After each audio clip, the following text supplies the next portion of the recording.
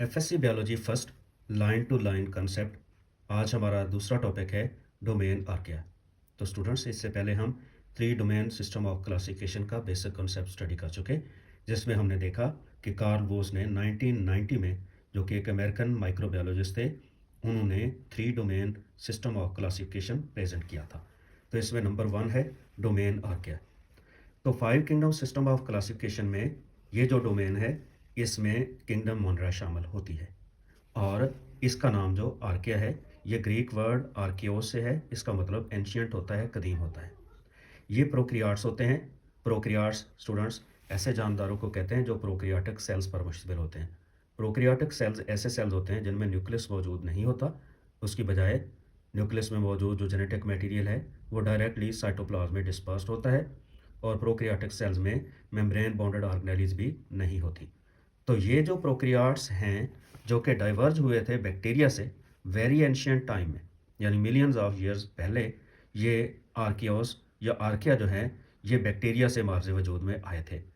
और ये जो आर्किया हैं, इनका जो साइज़ होता है वो 0.1 माइक्रोमीटर टू 15 माइक्रोमीटर तक होता है। और जो सम फॉर्म्स हैं इनकी, ये एग्रीगेट होकर एक फिलामेंट बना देती हैं, जिसका साइज़ जो है 200 माइक्रोमीटर तक हो सकता है लंबाई में। तो ये वेरियस शेप्स में एग्जिस्ट कर सकते हैं आर्किया जो हैं। मिसाल के तौर पर आर्किया जो हैं, ये स्फेरिकल फॉर्म में भी एग्जिस्ट करते हैं, ये रॉड शेप में भी एग्जिस्ट करते हैं, और स्पाइरल शेप में एग्जिस्ट करते हैं स्प्रिंग की तरह। ये लोब्ड भी हो सकते हैं या फिर ये रेक्टेंगुलर भी हो सकते हैं। आर्किया जो हैं, ये रिप्रोड्यूस करते हैं एसेक्सुअली, बाइनरी फिशन के ज़रिए से या फिर मल्टीपल फिशन के ज़रिए से, फ्रेगमेंटेशन के ज़रिए से, और या फिर बडिंग के ज़रिए से। माइटोसिस और मियोसिस आर्किया में बिल्कुल भी नहीं होती। अब पहला इनका फीचर हम देखते हैं कि हाउ आर्किया यूनिक, और इनकी सेल मेम्ब्रेन किस तरह दूसरे बैक्टीरिया से मुख्तलिफ होती है। तो cell membrane point of view से हम इनको स्टडी करने जा रहे हैं। कहता है कि इनकी जो सेल मेम्ब्रेन है, इसमें लिपिड्स मौजूद होते हैं जो कि लिंक्ड होते हैं ग्लिसरॉल के साथ और फैटी एसिड चेन्स के साथ। तो फैटी एसिड जो चेन्स हैं, ये ब्रांच होती हैं। याद रखना है कि जबकि बाकी ऑर्गेनिजम्स की मेम्ब्रेन्स में मौजूद जो फैटी एसिड्स होते हैं वो अनब्रांच्ड होते हैं। तो आर्किया की मेम्ब्रेन्स में मौजूद जो फैटी एसिड होते हैं वो ब्रांच्ड होते हैं। यही वजह है कि इनकी जो सेल मेम्ब्रेन्स हैं, ये मोर रेजिस्टेंट टू एक्सट्रीम कंडीशंस होती हैं। इसी फैटी एसिड्स की जो कंपोजिशन है वो बाकी ऑर्गेनिजम्स की मेम्ब्रेन में मौजूद फैटी एसिड की कंपोजिशन से मुख्तलिफ है। ये ब्रांच होते हैं और वो अनब्रांच। जैसे इस इमेज के अंदर आप देख सकते हैं कि ये फैटी एसिड्स की एक ब्रांच है, चेन है सॉरी, और ये फैटी एसिड्स की दूसरी चेन है। तो ये वाली चेन भी ब्रांच्ड है और ये वाली चेन भी जो है ब्रांच्ड है। जबकि हम अगर यूक्रियाट्स में देखें तो ये फैटी एसिड की चेन है, ये फैटी एसिड की चेन है, तो इसमें ब्रांचेस मौजूद नहीं होती। तो students, on the other hand bacteria और यूकेरिया, इनमें मेम्ब्रेन में मौजूद जो लिपिड्स होते हैं, fatty acids attach to glycerol by ester linkages. तो fatty acid chains are unbranched. ये दो डिफरेंसेस आपने गौर से देख लेने हैं। ये आर्किया की मेम्ब्रेन में मौजूद फास्फोलिपिड्स हैं, और ये बैक्टीरिया और यूकेरिया की मेम्ब्रेन में मौजूद फास्फोलिपिड का मॉलिक्यूल दिखाया गया है। इसमें ये फास्फेट मॉलिक्यूल है, ये फास्फेट है, और इसी तरह ये ग्लिसरॉल है, ये भी ग्लिसरॉल है। ये दोनों में आपको कॉमन ही मिलेगा। जबकि ये ईथर लिंकेज है और जबकि यहाँ पर ये ईस्टर लिंकेज है। तो स्टूडेंट्स, ये membrane lipids in bacteria and Eukarya हैं, और ये मेम्ब्रेन लिपिड्स इन आर्किया हैं। तो आप देख रहे हैं कि एक डिफरेंस तो ये आपको नज़र आ रहा है कि इस फास्फेट ग्रुप और ग्लिसरॉल के साथ जो ये फैटी एसिड का एक मॉलिक्यूल और ये फैटी एसिड का दूसरा मॉलिक्यूल जुड़ा हुआ है, वो ईथर लिंकेज की मदद से जुड़ा हुआ है। जबकि यहाँ पर फास्फेट ग्रुप जो जुड़ा हुआ है ग्लिसरॉल के साथ, और ग्लिसरॉल के साथ दो फैटी एसिड के मॉलिक्यूल्स जो जुड़े हुए हैं, तो वो ईस्टर लिंकेज की मदद से जुड़े हुए हैं। तो पहला डिफरेंस आपको यहाँ देखने को मिलता है। स्टूडेंट्स, जो दूसरा डिफरेंस देखने को मिलता है वो ये फैटी एसिड का मॉलिक्यूल जो है, ये वाला और ये वाला। इसमें आप देखें कि ये फैटी एसिड के अंदर कार्बन एटम्स हैं और हाइड्रोजन है, और सो ये एक लंबी चेन बनी हुई है, लेकिन इसमें ब्रांचेज नहीं है। जबकि यहाँ पर एक ब्रांच, ये दूसरी ब्रांच, ये तीसरी ब्रांच और ये चौथी ब्रांच। इसी तरह ये दूसरा फैटी एसिड का मॉलिक्यूल है, इसमें भी आपको कोई ब्रांच नज़र नहीं आ रही। जबकि इसमें ये फैटी एसिड का दूसरा जो मॉलिक्यूल है, इसमें भी उसी तरह 4 ब्रांचेज आप देख रहे हैं। तो इस तरह आर्किया और बैक्टीरिया या यूकेरिया की जो सेल मेम्ब्रेन है, उसमें आप ये डिफरेंस नोट कर रहे होंगे सेल मेम्ब्रेन में मौजूद फास्फोलिपिड के मॉलिक्यूल का। तो हम डिस्कस कर रहे हैं कि how archaea are unique as compare to bacteria and eukarya. तो जो दूसरा पॉइंट हम डिस्कस करने जा रहे हैं वो सेल वॉल की कंपोजिशन है। इससे पहले हम सेल मेम्ब्रेन के हवाले से नोट कर चुके कि जो आर्किया हैं वो बैक्टीरिया और यूकेरिया से सेल मेम्ब्रेन की कंपोजिशन के हवाले से दो तरह से डिफर करते हैं। अब सेल वॉल की कंपोजिशन के हवाले से देखते हैं। तो जो सेल वॉल्स हैं आर्किया की, इनमें बच्चों सेलुलोज नहीं होता और पेप्टाइडोग्लाइकेन नहीं होते। इसकी बजाय इनमें मौजूद होते हैं डिस्टिंक्ट पॉलीसेकेराइड्स और प्रोटीन्स। जो कुछ आर्किया हैं इनमें सीडो पेप्टाइडोग्लाइकेन मॉलिक्यूल्स भी मौजूद होते हैं। तो आपने चीज़ नोट कर ली कि इनमें एक तो सेलुलोज नहीं होता और दूसरा पेप्टाइडोग्लाइकेन नहीं होता।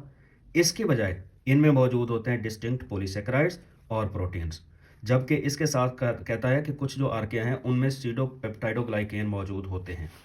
जबकि दूसरी जानब जो बैक्टीरियल सेल वॉल्स हैं इसमें मौजूद होता है पेप्टाइडोग्लाइकेन, जो कि एक पॉलीमर मॉलिक्यूल होता है जिसमें शुगर्स होते हैं और अमाइनो एसिड्स होते हैं। तो बच्चों याद रखना है पेप्टाइडोग्लाइकेन दो चीज़ों पर मुश्तमिल होता है, एक शुगर्स पर और दूसरा अमाइनो एसिड्स पर। ये जो शुगर्स हैं इनके साथ अमाइनो एसिड्स मिलकर एक जो कॉम्प्लेक्स मॉलिक्यूल बनाते हैं पेप्टाइडोग्लाइकेन, और ये होता है बैक्टीरिया के अंदर। कहता है कि जो यूकेरिया हैं इनमें सेल वॉल जो हैं अगर मौजूद हों तो दो सूरतें होती हैं ना, कि जो यूकेरियाट्स हैं इसमें एनिमल्स भी आते हैं, प्लांट्स भी आते हैं, फंजाई भी आते हैं, एल्गी भी आते हैं। तो अगर मौजूद हों किस केस में मौजूद होते हैं, एल्गी वाले केस में मौजूद होते हैं, फंजाई वाले केस में भी मौजूद होते हैं, और इसी तरह प्लांट्स वाले केस में सेल वॉल मौजूद होते हैं। जबकि एनिमल सेल्स में सेल वॉल मौजूद नहीं होते, इसलिए उसने यहाँ पर लिखा है कि इफ़ प्रेजेंट। तो ये मुश्तमिल होते हैं जनाब सेलुलोज पर प्लांट्स वाले केस में और काइटन पर फंजाई वाले केस में। तो स्टूडेंट्स आर्किया का हम तीसरा यूनिक फीचर जो डिस्कस करने जा रहे हैं वो है जेनेटिक डिफरेंसेस। आर्किया में कहता है कि सेवरल जेनेटिक सीक्वेंसेस और रेगुलेटरी फीचर्स मौजूद होते हैं जो कि यूकेरियाट्स में भी मौजूद हो सकते हैं। और ये चीज़ हाईलाइट करती है कि जो आर्किया है वो एवोल्यूशनरी रिलेशनशिप के लिहाज से अगर गौर से देखा जाए तो ये क्लोज़र हैं to eukaryotes as compare to bacteria. मतलब इस पॉइंट के अंदर जेनेटिक डिफरेंसेस जो हैं वो शो किए गए हैं आर्किया और बैक्टीरिया के, जबकि काफ़ी हद तक सिमिलैरिटी शो की गई है आर्किया और यूकेरियाट्स की। तो students metabolism point of view से अगर हम देखें, ये चौथा पॉइंट है हमारा। आर्किया में यूनिक मेटाबॉलिक प्रोसेस होता है जैसे मीथेनोजेनेसिस, प्रोडक्शन ऑफ मीथेन। तो ये मीथेन बनाते हैं, इनके अंदर ये एक मेटाबॉलिक एक्टिविटी है जिसके नतीजे में ये आर्किया जो है मीथेन गैस प्रोड्यूस करते हैं, जो कि बैक्टीरिया या यूकेरिया के किसी भी ऑर्गेनिज्म के अंदर ये वाली सलाहियत मौजूद नहीं है। मतलब ये वाली मेटाबॉलिक एक्टिविटी नज़र नहीं आती। जबकि दूसरी जानब कहता है कि बैक्टीरिया जो है इनमें एक मेटाबॉलिक पाथवे होता है, इसमें शामिल हो सकता है जैसे फोटोसिंथेसिस, जैसे नाइट्रोजन फिक्सेशन, जैसे फर्मेंटेशन। तो आप देखते हैं ये जो फोटोसिंथेसिस का प्रोसेस है ये तो प्लांट्स के अंदर भी होता है, जबकि कुछ बैक्टीरिया में भी नज़र आता है।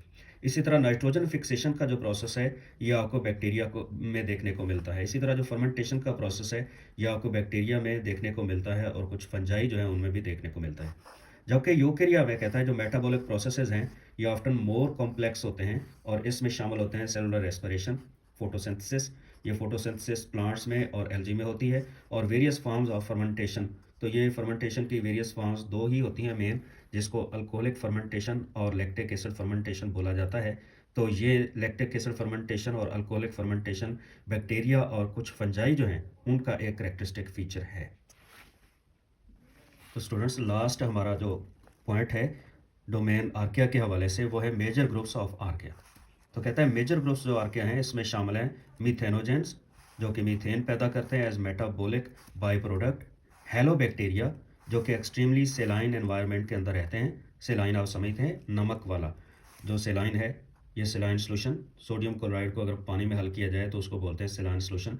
तो जो साल्ट्स हैं उनको पानी में अगर हल किया जाए तो जो सोल्यूशन बनता है वो सेलाइन सोल्यूशन कहलाता है। तो इसका सिंपली ये मतलब होता है कि ऐसी जगहों पर पाए जाते हैं जहाँ नमकियात पानी के अंदर या मिट्टी के अंदर बहुत ज़्यादा मौजूद होते हैं। तो कहता है थर्मोकोकाई ये मौजूद होते हैं हॉट एनवायरनमेंट के अंदर। थर्मो का मतलब हीट होता है, टेम्परेचर होता है। कोकाई जो होते हैं, कॉक्साई भी इनको बोलते हैं, तो ये गोल शक्ल के होते हैं, बैक्टीरिया भी होते हैं। और कहता है कि थर्मोक्योटा जो कि शामिल होते हैं नाइट्रोजन साइकिल में। तो ये इस तरह के जो आपको आर्किया नज़र आते हैं ये मिथेनोजेंस होते हैं, हेलो बैक्टीरिया नज़र आते हैं, और इसके बाद थर्मोप्लाज्मेटा नज़र आते हैं, और थर्मोकोकाई या थर्मोकोक्साई ये नज़र आते हैं। तो ये मेजर ग्रुप्स हैं आर्किया के Thank you very much, students.